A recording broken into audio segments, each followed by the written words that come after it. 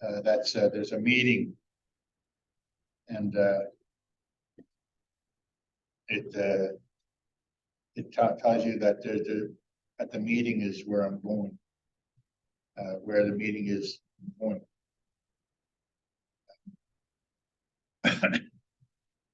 Daaweh bbaa. Bbaa means you're going there. Now you're not going there specifically for something. You're going there, look around, and spend some time, maybe kill time or something like that. But you're going there in a very casual way. You're going to go and rush around in there and everything. You don't even know what you're going to go and buy. You're just going to go to the store. And sometimes you're going there to run into other people and so forth.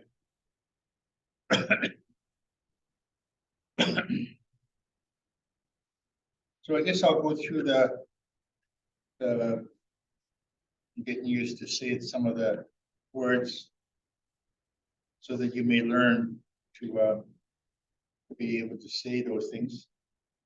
We had an interesting happen this weekend.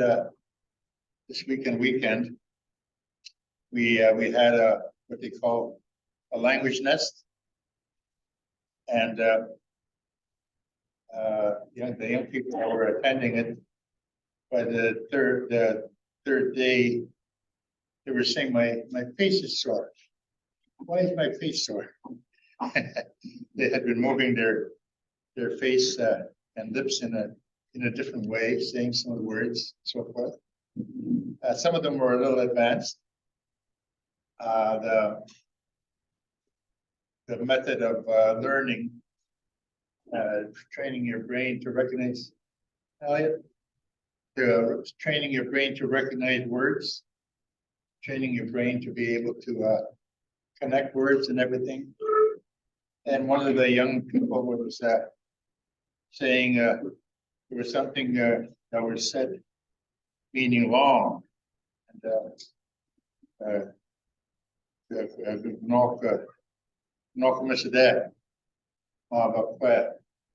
expecting it, the woman's expecting.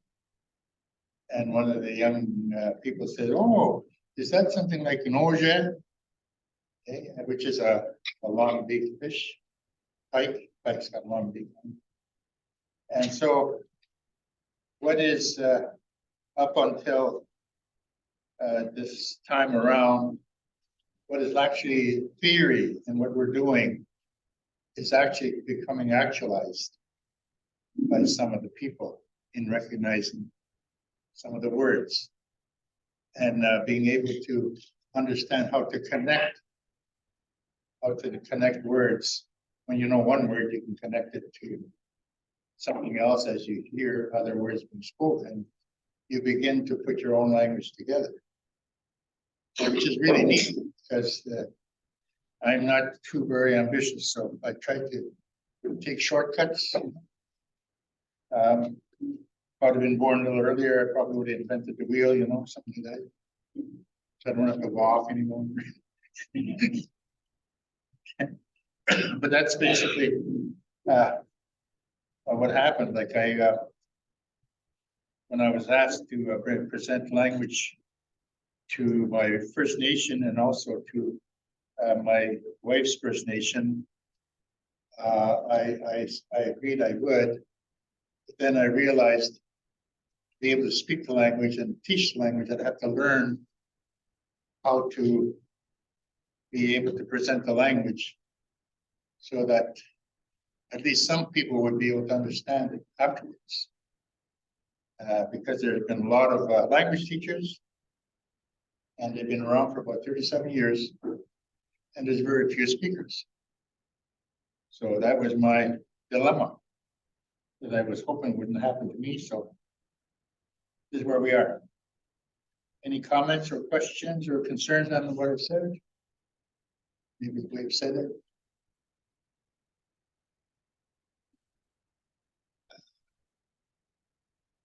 We have a guest today who's going to sit with us, and listen in. And someone's learning the language, learning more languages. Do you mind introducing yourself? I came from Brazil, and I'm in the halfway of my PhD, and I'm investigating affective aspects to learn foreign language, the positive way that we can learn languages, all the languages, so that interests me a lot. Brazil, we have a lot of indigenous too, and it's a very interesting way to learn how people learn. Thank you. Thank you. And I'm hoping to learn too some stuff from her. Any other questions, comments, or concerns? Hey, so we'll go through the list. I'll say it first, and then you can all say it afterwards. Endizhi Maawnjiding, ndizhaa.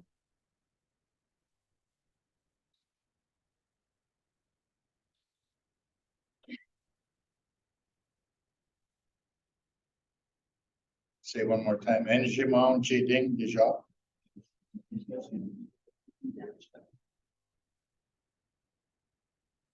Daaweh bbaa zhaa. The store I am going. It sounds really cool in Ojibwe, but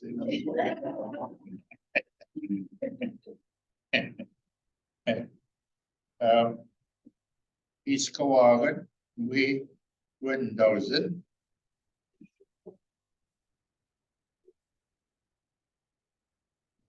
Those are some of the languages from Central Ojibwe, from the old people in all the communities. There's 3 communities that I refer to, and Biinhskawaagan, ndawzin is more like I'm going to go and acquire or procure a coat. I'm going to go and acquire a coat. I'm going to go and hunt, try to pick up, get it off somebody, but I am going to go get a jacket, coat. So that's I use that purposely to introduce that there are different ways that we learn. We say some words, and sometimes an easier way, and sometimes a more appropriate way for the occasion, and so forth. And hoping, as a result of Central Ojibwe, you're able to choose a simple way of saying something rather than some of the big long words that we use. Biinhskawaagan, it's a lot of words. But learning the little words and the easy words, you will eventually get to the other words, because somebody will repeat what you've just said, and then you will learn about 3 different ways how to go look for a jacket.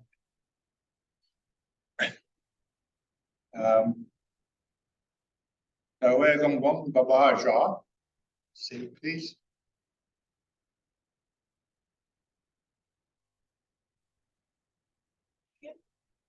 Daaweh bbaa zhaa.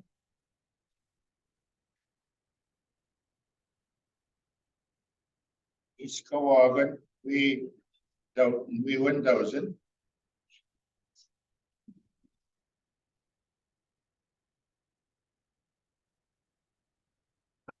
Gwiinhgwiishag, waabmaag, adamnowot.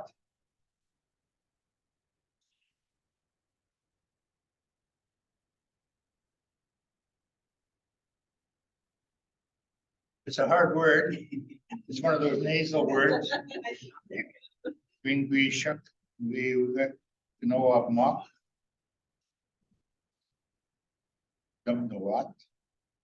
I put another word in there in brackets. waabmaag, taagewot.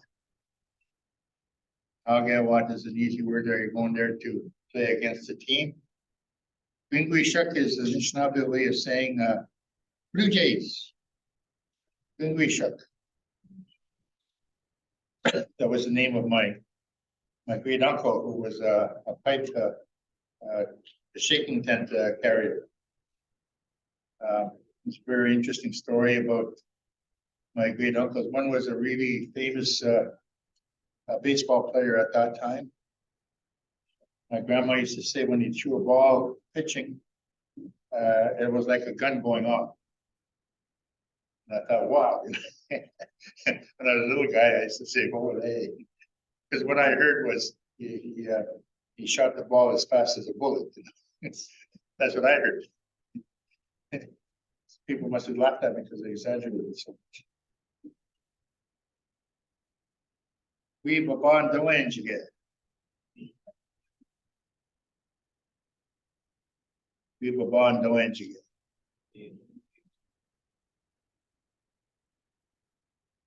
I'm going around to hunt animals.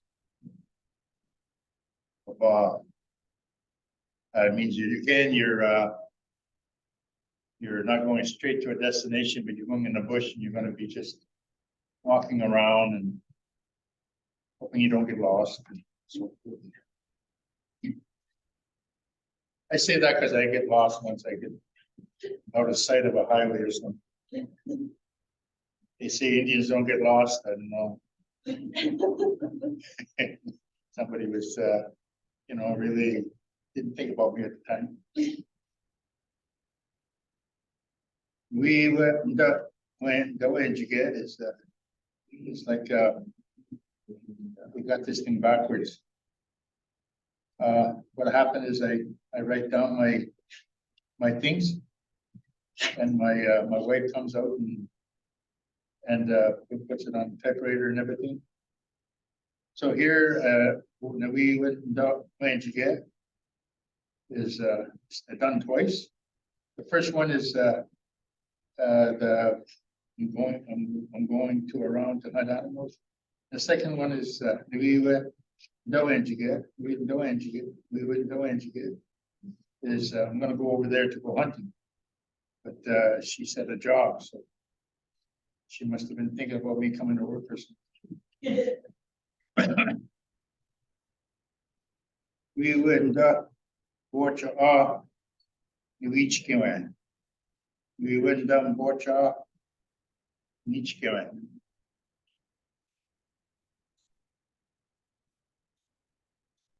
Nwiij kiwenh.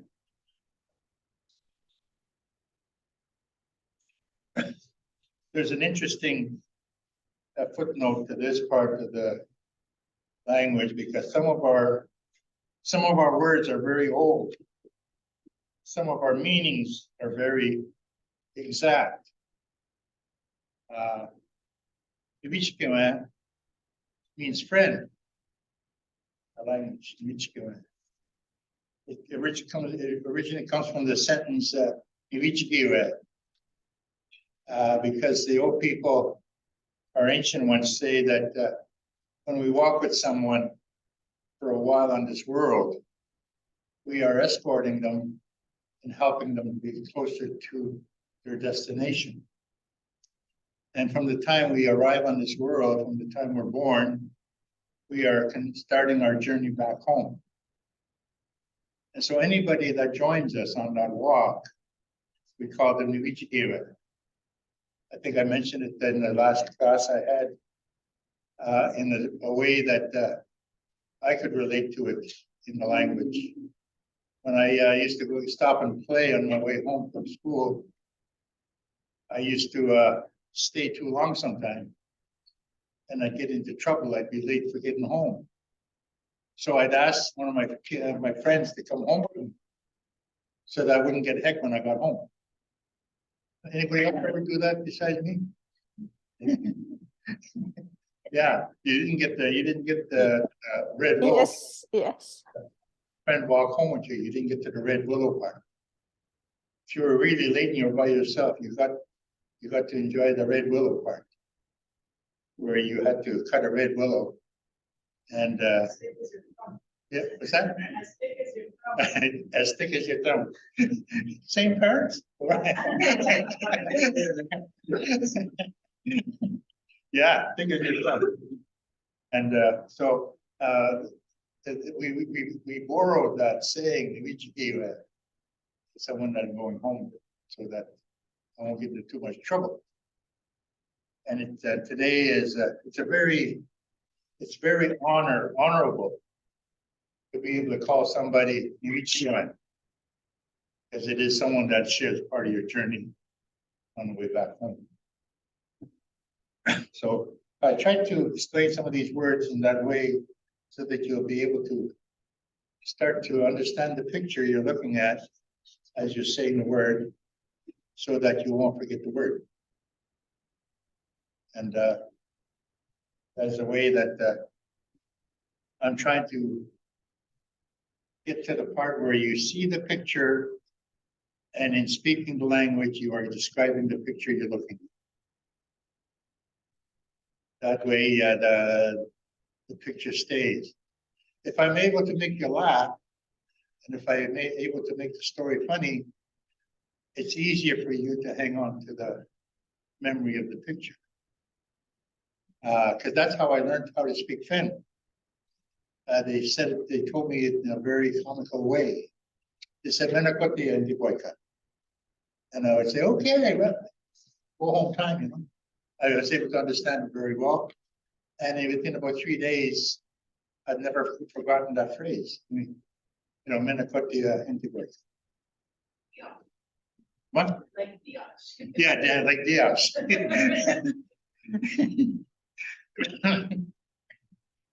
Yes, but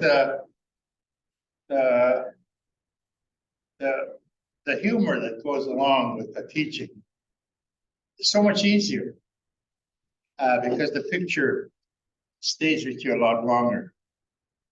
And during the language nest, we were full with laughter, and the young ones would say, "Well, I want to learn that. I really want to learn that, so I can laugh too." And I said, "Well, just pretend you can understand and laugh anyway." I can't do that. That's dishonest. Little guy telling me not to be dishonest. So it even got funnier as a result of the adults listening. But that is one of the methods of learning a language. Giiwednonhg bbaa. Giiwednonhg bbaa.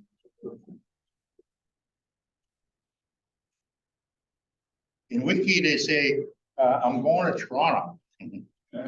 I'm going to go to Toronto. We learned how to say that word in slang. Toronto. Giiwednonhg means big town, big center of the heart. I'm going to go to Toronto. Agaaming bbaa maadis. Bbaa maadis. Giiwednonhg bbaa. Agaaming bbaa.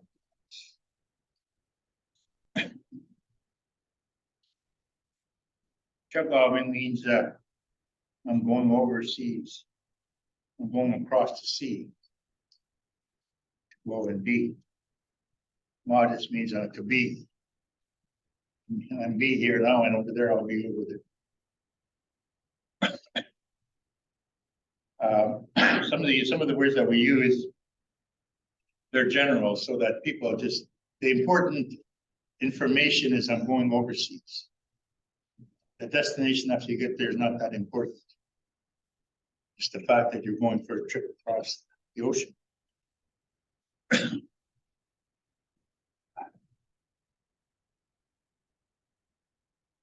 Giiwednonhg ndizhaa. Giiwednonhg ndizhaa. A lot of times we've been accommodating to people trying to learn our language. And I used to get mad about that. We should not be accommodating to people that don't know the language. We should try to help them learn the language. But we would say Giiwednonhg in a way that it comes out today. You want to go to Sault Ste. Marie, you would say, I'm going to Kiwenh. Because the people at the beginning couldn't say Giiwednonhg. Say the word, kind of comes up kind of like slang. So I've always said, because I learned Pen from people that were pretty patient.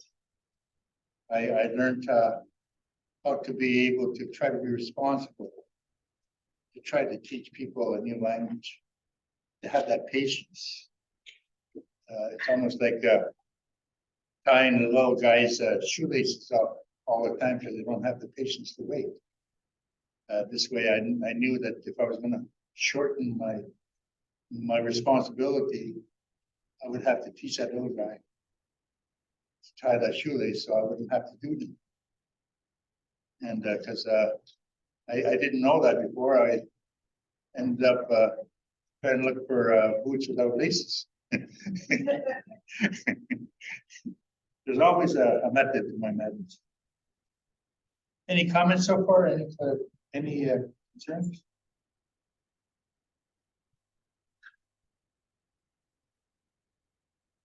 What's the last part?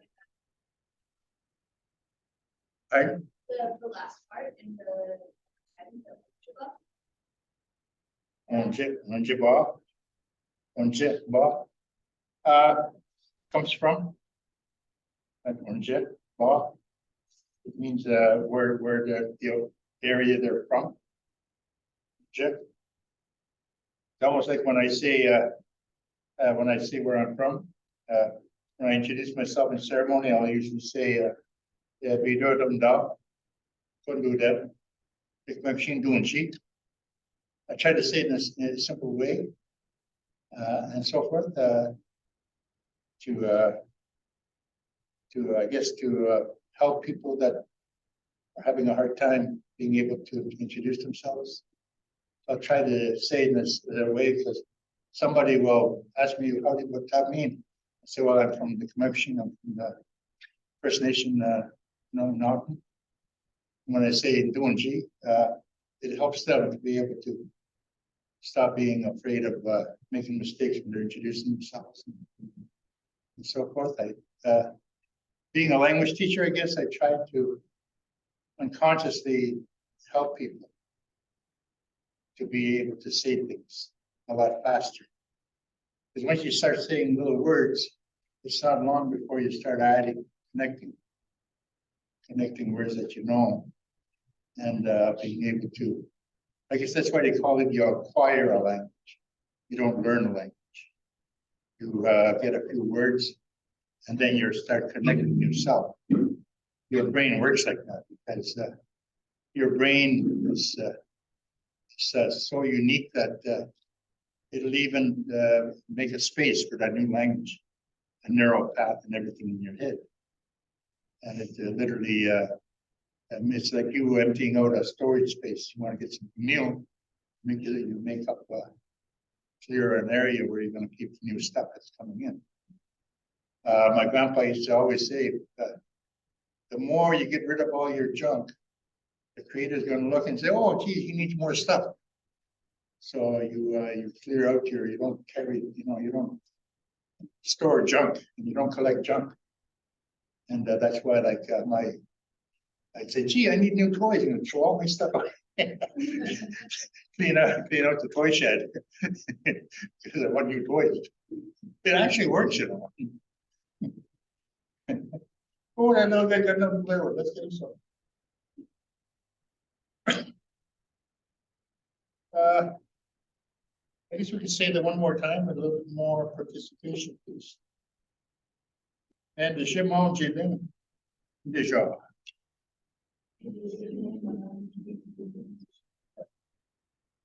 Daaweh gamgoonhg.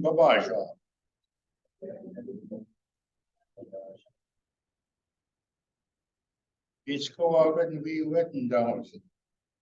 So,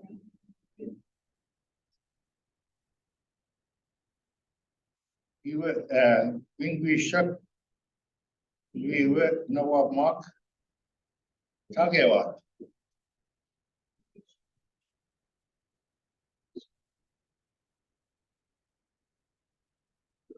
Bonjour. Could you repeat the last one, number 4, please? Before, Yes, Uh, number 4, please. taagewot. It's to compete in a game. Gwiinhgwiishag is the Blue Jays. And we'll watch the Blue Jays play a game.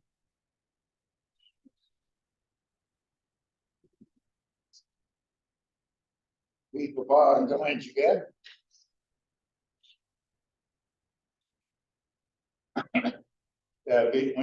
When you say the word we without the N in front, you're saying he's going for hunting animals. When you say Nwii, Giiwednonhg, it means I'm going to look for hunting animals. Okay, nwiij. You're welcome.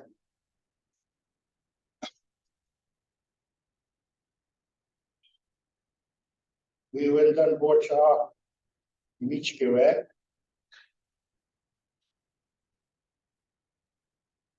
And kiwenh.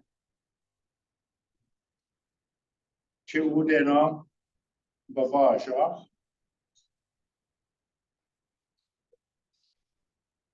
Kcha, agaaming, ngii, bbaa, maadis.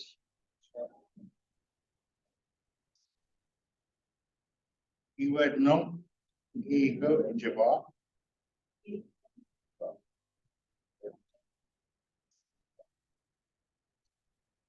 That's what you're saying. I just came from there in the north.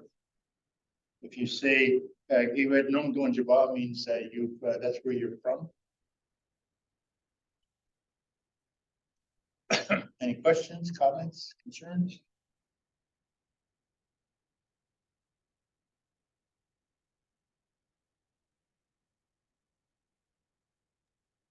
So I can say Giiwednonhg and ndizhaa, Sudbury. Right. I You gotta wanted- get close to the speaker. If I wanted to repeat number 10, I will say Giiwednonhg on ndizhaa, Sudbury. Giiwednonhg ngii ndawzin. Sawakmok ndawzin. Sawakmok was Sudbury, Ojibwe. Sawakmok. Oh, zhaa. Sawakmok, yeah. That's Sudbury. Giiwednonhg is up north. Sawakmok is Sudbury, what we call Sudbury in Ojibwe. Because at one time there were 3 intersections with CPR and CNR. That's why they call it the 3 tri-connectors. So we're saying shared Sawakmok. Like there's also the same with the highways. There's 1, 2, 3 highways out.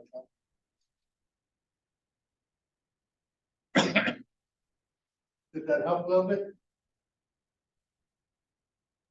Yes, please. Yes, please. Any other questions? I forgot that Sudbury has to have a That's good. Ojibwe name. Of course, Sudbury is the English term. Mhm. Good meet.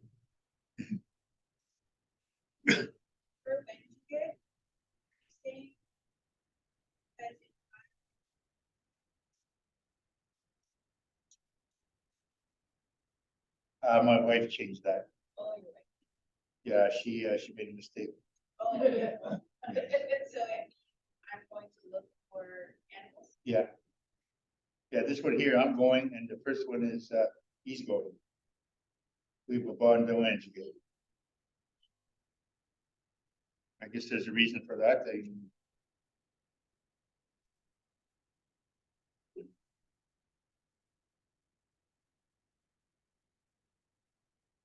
there's some new phrases coming out nowadays, so people are saying different things in different ways. And sometimes they'll say, well, I guess it's meant to be. One of the things that I experienced when we were out on the 7-day camping on the land with learning language. I think it was about the fourth night. It was pouring rain out there. It just poured rain and everything, and I said, "Oh my goodness!" It was 4:30 in the morning.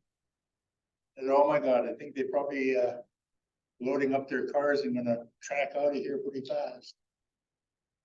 So I can't go out there now because it's pouring rain. And around around 6 o'clock, I went out expecting everybody to be getting ready to hit the road, and the fire would be out and everything. And I got out there. There was a little one of the little participants standing there in raincoat, just standing there like a warrior, and just hanging in there. And I thought, holy catfish! I said, I thought you guys would be packed up and gone. She said, no.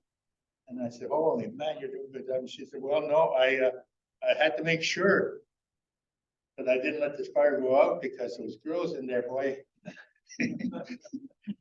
they would kill me. And I was thinking, like, I was thinking to myself, well, who are the guys? It'd be a different story. They would have said, well, it's meant to be. Let's pack up and go home. Probably because I think like that. I don't know. It was meant to be, God means us for going. I'm funny like that. Any comments, questions? I'm trying to figure out if someone is coming from the south, will we say, what is the term for south? Giiwednonhg, bbaa. Giiwednonhg is south. Giiwednonhg? Giiwednonhg. Giiwednonhg? Yeah.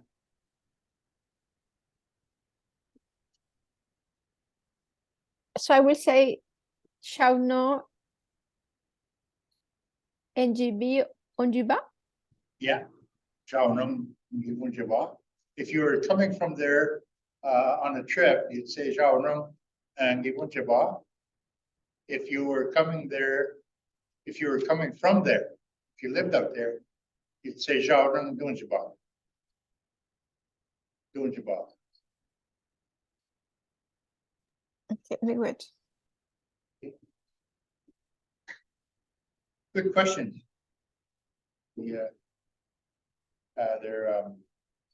It almost seems like there's no difference in what you're saying, but there is. When you listen carefully, there is a definite difference.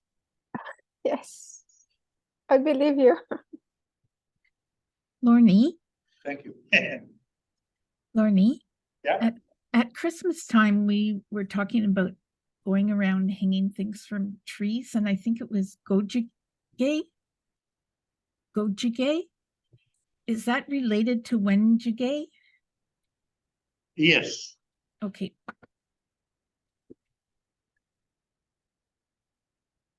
That's pretty good.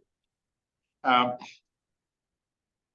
you hear more words, and as I try to put in connectors for you, your brain will take you back to another time, and you will be able to connect those words to other instances, so that you're seeing the picture and you're describing the picture, but it's a different context.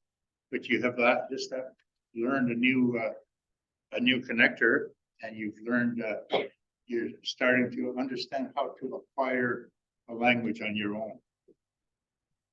And that's basically what quite a few language people are trying to do now. I don't know where it started, but I do know that I started to do it in a different way because I had tried what they taught me in Thunder Bay. And I didn't have 10 years to learn it in a different way with all the pronouns and nouns, adverbs, adjectives, and everything. I went to, you know, I learned all those in school, and I don't remember any of it. I've hardly ever used any of it. And that's why I speak English the way I do, I guess. Sometimes I speak backwards. And sometimes my brain has taught me how to take shortcuts, so forth. So it's a very interesting language.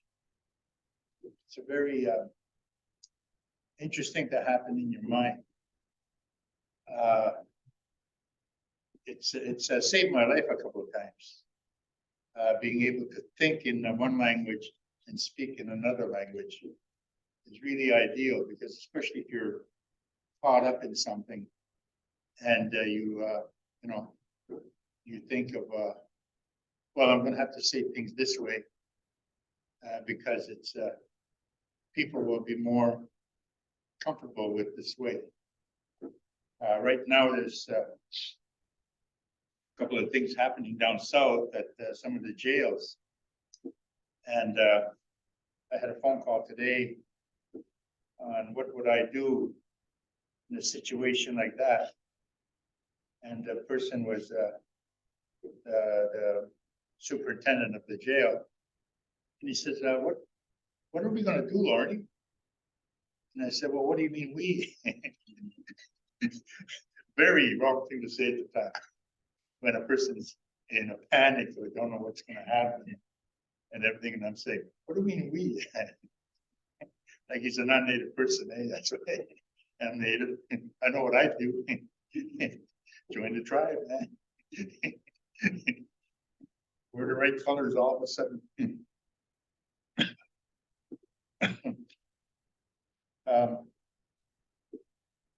Some of the words you're getting and saying, if you say some words, I got to remind you, if you're saying some of the words or making some of the phrases, a speaker might find it very funny, but they're not laughing at you. They're laughing at your very attentive way of trying to learn. And it sounds really cute because you're doing it best you can. And you're, you know, I'm sorry, I interrupted somebody who was going to, is that? I interrupted somebody with what I was going to say. Yeah. When I was trying to learn English, I had a lot of fun. Because I was speaking English lots of times, and I was still thinking in Ojibwe.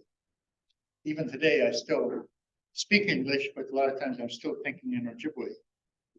And the first time that I experimented with this was taking a shortcut across a farmer's field. And I come to a sign, and I had just learned how to read. And the sign said, "Keep out. This means you."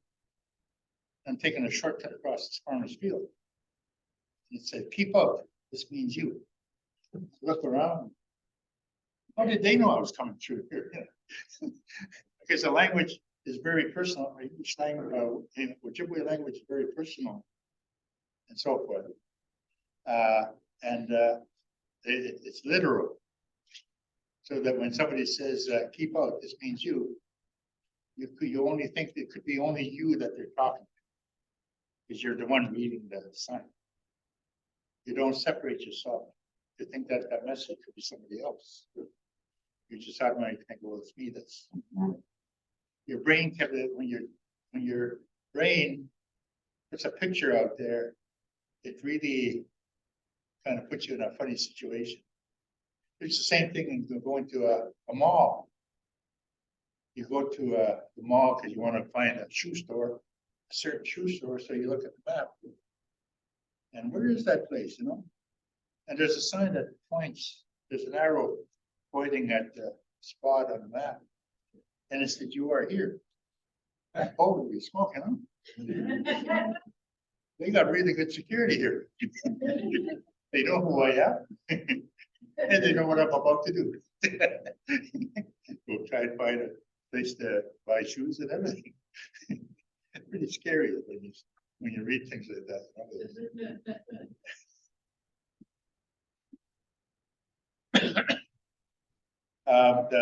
Our language is like that. It's a very literal language. It's very funny actually. It's in the way that if you don't know the language, there are certain phrases you can say. I mean, totally different thing. It's like there, and there. You don't know which there to use, and so far you hope you're using it right there. Questions or comments? Somebody was trying to say something earlier. Sometimes I'm out there. Please say something. Yeah. Just talking more about what you're saying, the use of the pronoun there, and why that's how that gets confusing. I'm thinking in Ojibwe. When you're thinking in Ojibwe? Yeah, but is that what you were saying? No, saying something similar. Okay. Yeah, like example.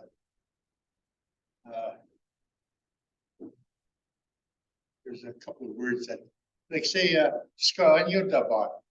If you're on a construction site and you tell a couple of native people that are working with you, and you're the boss, you say, Nwii ndawzin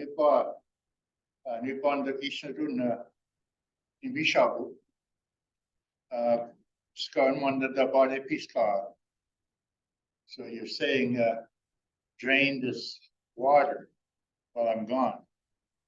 So you go get coffee or tea or whatever. You get back and there's a lot of smoke going up and everything. These guys are trying to start a fire in that ditch where the water is. Because in reality, those two things mean the same. Ska and ndawzin, it means drain the well. And ska and ndawzin means start the fire. Set that ditch on fire. It means exactly the same thing, but they're different words. Ska, it's the same words and everything, but depending, because if on a construction site, the person that is listening to you would understand what you're saying because you're there. But if you're not there when you're saying something and you're just heading out, the person hasn't got a chance to connect two meanings. And he'll say, well, I don't want to get in trouble. So yeah. It's the same with dialects too. They're similar that which you're relating to. Because even I have Algonquin and Cree friends as well, and certain words that to us mean something, but to them it's total opposite. Yeah. Like so that's for us. Majan, I guess, yeah, means come here to us, right? Mm-hmm. Majan, but to them, they're walking away from me. And I said, what the heck is Majan bumpy? And then they're walking away. So exactly. you're telling me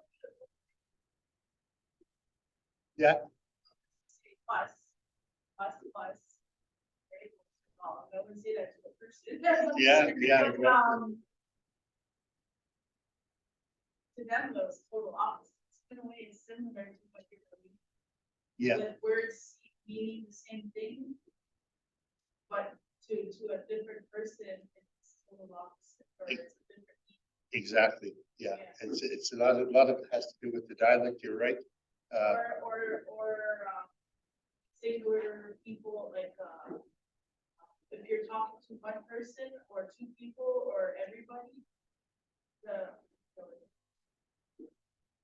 A lot of times, like even the dialect of Cree and Ojibwe, when I say Gwiinhgwiishag, yeah, you know, to me it's that's bread or scone, Gwiinhgwiishag, but to Cree it means the knife.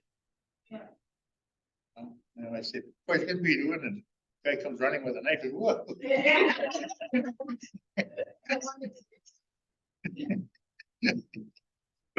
There's quite a few words like that. They say originally that we all came from a great big village out near St. Louis. A village that was about 14 miles long and about 7 miles wide. Thousands of us. And that's where we originally came from. We all spoke the same language.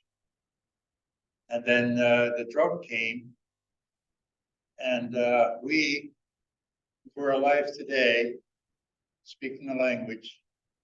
We are the survivors of that village. And we were the survivors because we were the slaves of this giant village. And being the slaves, we knew how to look after ourselves. So when the drought came, all we did was pick up and head out. We didn't bother to stay back because the people that had enslaved us were perishing. And we say, well, we've had enough of this, so let's get out of here and we will survive. And at that time, the people were saying it's in the petroglyphs. At that time, we were saying that it was the third time in the world that happened.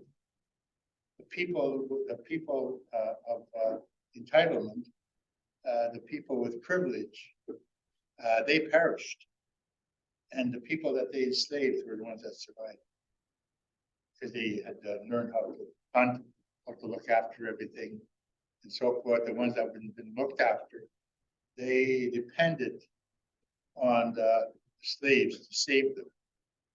The slaves had a chance to get away, and that's pretty interesting. And as a result of the different areas they went, some went to the sea, some went to the mountains, some went to the flatlands.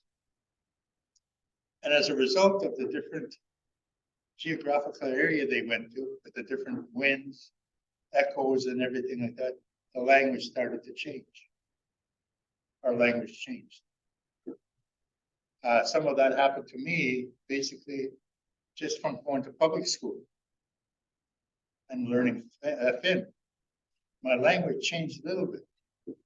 My language changed to where I started to know my language exactly. I knew the meaning of my language. And I learned something at the next day, that there are some teachings happening out there from people that lost the language and relearned the language, and they were more specific. What I had come to realize was unconscious competence, not knowing what I know. My thoughts changed, and the things that I found as a sort of like not really important information is important to the new learners.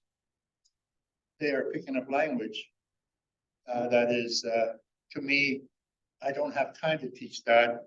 I'm hoping that I can teach people to be able to pick that up. But they are teaching this because it's very important to them. Like, what is the difference between a male birch tree and a female birch tree? What is the difference between a male cedar and a female cedar? What is the difference between male sweetgrass and female sweetgrass? They're learning these things.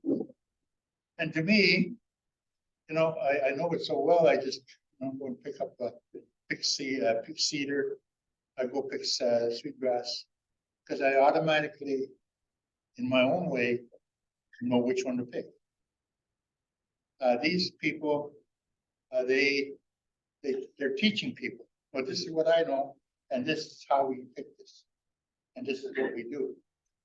They are picking the stuff that I'm overlooking, which is really neat. Which is really neat because they are in the area of conscious competence. They know certain things, and it hasn't gotten forgotten. But it's like what's happened to a lot of guys that are driving. Nobody stops for stop sign. I've come across an accident a couple of times with zoom. Guy zooms right past the stop sign. And because I'm just learning to dread, no, I'm just kidding. I didn't stop. Any comments before we finish?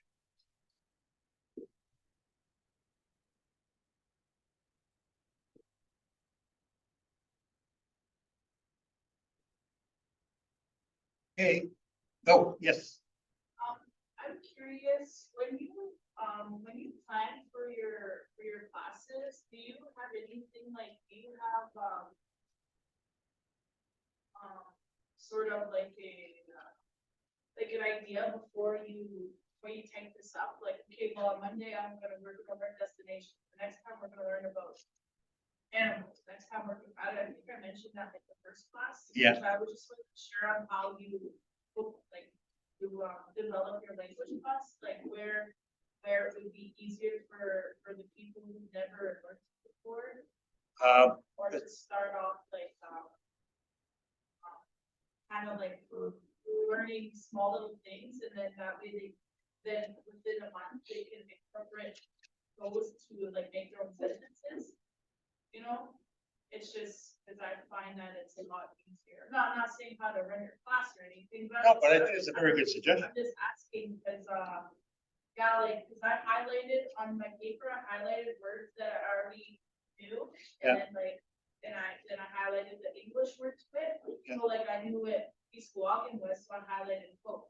You know, so like and then the bbaa and all that, like the different nbwaacha, like those are similar things that I hear in other sentences. So just making like my own note, but I'm just curious to how you like maybe we can suggest or what we would like to learn in the following week or stuff we'd like to laugh, you know. That's a good idea. That is a good idea. Like, I'm still in the process of learning how to teach this. Yeah. Because the way that the way that everybody's trying to teach it, or the way that I tried to teach it before. And I was really working at this when I did the other one, because I had just learned how to be Bay and everything and so forth, to be grammatical and everything. And it didn't work for me. I was teaching words like nwiij and so forth. Like I say this, and it's not very funny, but I say it because to me it's very funny because nwiij is one word that my stepson, my adopted son, he remembers the word nwiij because his name's Jim. And I said, hey, that's pretty good. You know that as well. I'm Jim. That's why I know that. Jim. Out of all the words that I taught, that is the word he remembers.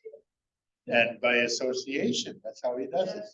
So I try to say the words, and I try to look at the words and say that how to get people to exercise their mouths and exercise their brains. Vowel charts really helpful with that. Yeah, I got one, and I'm going to be bringing it out after a while. I got the whole shebang. Eh? Yeah, I'm trying to bring that. There's a couple of things that I had to invent because it's not in that chart. So I invented a couple of ways to say the nasal sounds and so. And that the nasal sounds are very easy because if you know learn how to use the nasal sounds, you can say just about anything. You have to have a copy of the opening prayer that we usually use. Like, No, I don't have that. You? I think so. Okay, that'd be neat if you share it with everybody. Yes, sir. Wondering, last week or like I guess the topic of our language class was the benefits and how it's good for someone to walk. And this week we're doing designations. So I was just wondering if there's any significance between how it's good to walk and specific designations. They are set up in such a way that you can start to acquire and get connectors in that, because I'm trying to teach a language with as little effort as possible. That you're going to learn a language with as little effort as possible. Because that's how I learned English. That's how I learned Finn. And that's how I learned Ojibwe when I was a little guy. I learned 3 languages. And there was no effort in learning any one of them. I was able to use connectors. In Finn, I was able to use humor and a lot of association words and so forth. So I tried to use association words. I tried to, when I started learning this program, learning how to teach 37 years ago, everyone was walking around and say, well, we don't have a word for goodbye, as if it was a big thing to not have to say goodbye to each other. And I got the idea, well, this is not working very well for me. There must be something wrong because I am a good teacher. And so there must be something going on. And so I'm going to have to put things aside and realize that I don't know how to teach this language. And I'm going to have to put things aside and learn this language. I had to do the same thing in teaching a language as I did in social work, addiction work. I went in the opposite direction as other people because the way that was being done didn't seem to work for other people. So how the heck was it going to work for me? So I went out in the opposite direction, almost got killed over it a few times. And I'm not kidding, because I started using trigger films. The best way to work with somebody is when they're in a triggered state. And so what I did was I went and got it, and I found the ideal trigger film. And that was Once We're Warriors. It had everything that happens to a Native person on a First Nation, on an urban setting, or on a First Nation. It had everything. And so what I did was I did the morning prayer. I smudged everybody, because when you smudge everybody, you open everybody up. And I said, okay, we're going to see this film. On a Friday, I said, we're going to see this film. And I showed the film, and I triggered everybody. And because I knew how to bring everybody back. Like, I feel people's pain. And it really bugs me sometimes. I feel people's pain. I can feel people's pain and what happened to them in the past.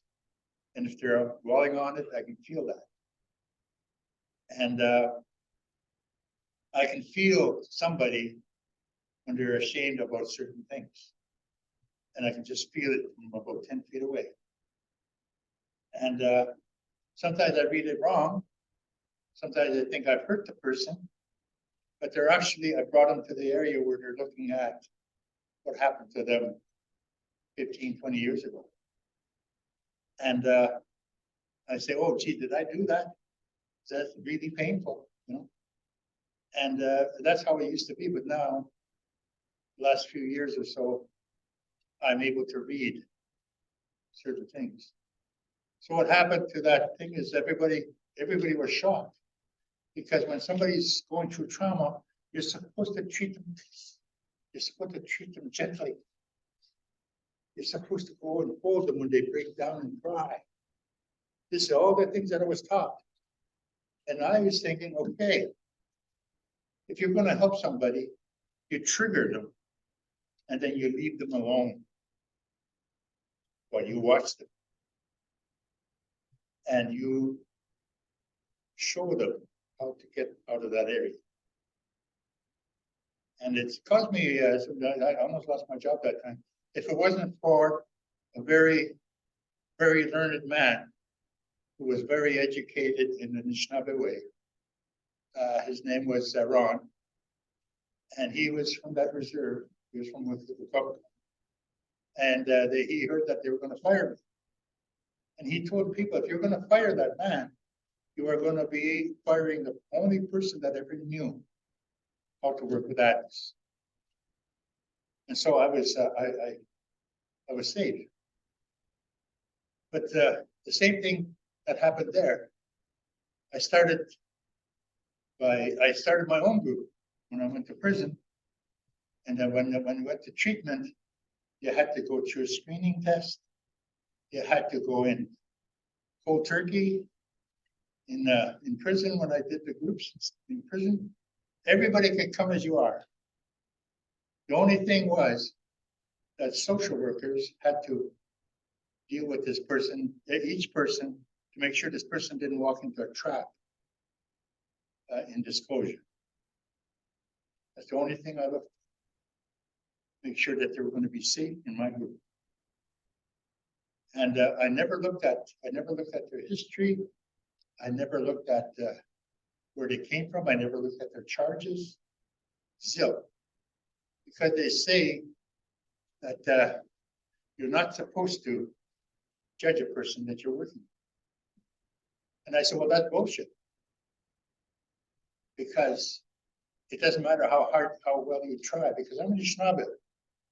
If I'm sitting out there in a bush watching you walk by, because you're an Anishinaabe, you will know there's somebody watching you. And not only Anishinaabe, a lot of non-native people. A lot of people can do that.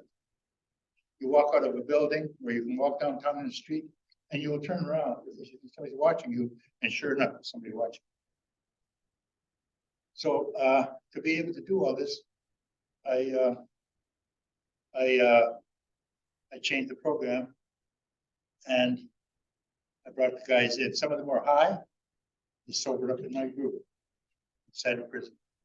The other guys looked after them. The other guys looked after them. Sometimes I didn't even know what was going on.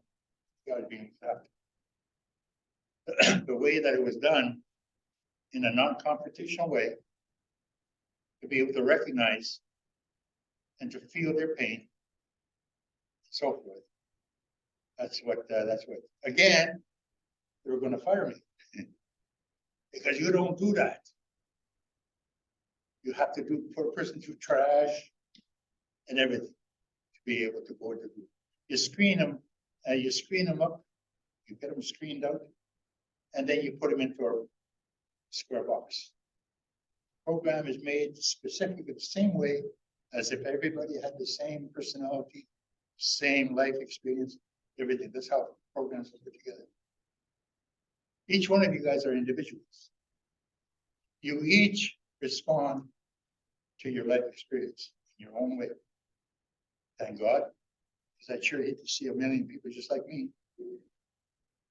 But that's the way. That's how they build things up.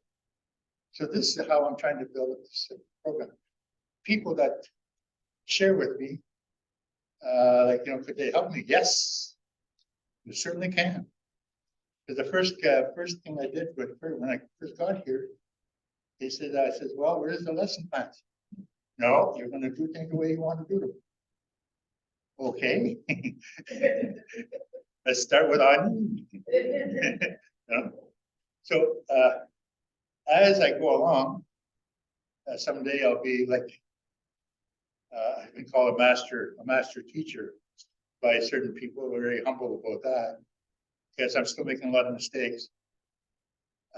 But the idea are you guys are going to put your language together. You're not going to be carrying Lorney Bob around all over. Translate. And within a year or so, you should be all. Most people that run into somebody that knows the language. 37 years, everybody should be practically speaking that language by now.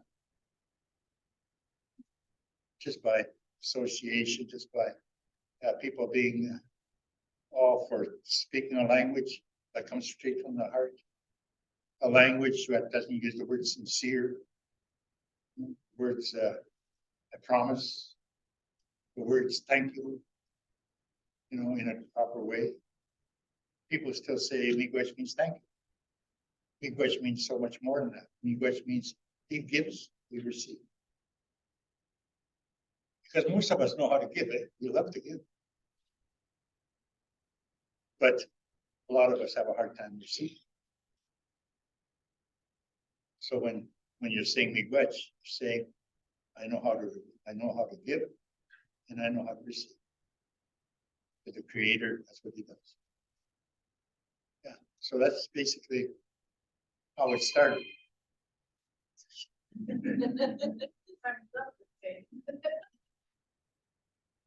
Yeah, calling me because they think my group is over. It should be over. Okay, thanks, guys. I hope I answered all questions.